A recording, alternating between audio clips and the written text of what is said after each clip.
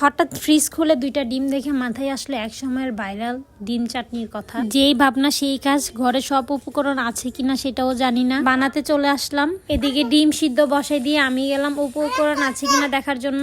ডিম সিদ্ধর সময় 1 চিমটি লবণ দিলে পরে ডিমের খোসা ছাড়াতে এত ঝামেলা হয় না। আমিও একটু লবণ দিয়ে নিলাম, হাতের কাছে যা যা পেলাম তাই নিয়ে নিলাম।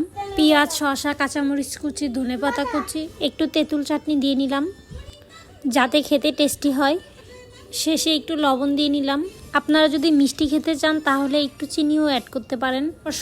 তারপর সবগুলোকে একসাথে মাখিয়ে নিব ভালো করে, যাতে ভালোভাবে মিশে। এগুলো রেডি করতে করতে ডিম সিদ্ধ হয়ে গেছে। ডিমগুলোকে ভালো করে ছিলে নিব। গরম গরম ধোয়া ওঠানো ডিমের সাথে চাটনিটা ভালোই যাবে। টক ঝাল মিষ্টি, এটার কম্বিনেশনটা অন্যরকম মজা। ডিমগুলোকে মাঝখান বরাবর কেটে নিব। দেখা যাচ্ছে ডিমগুলো ভালোই সিদ্ধ হয়েছে।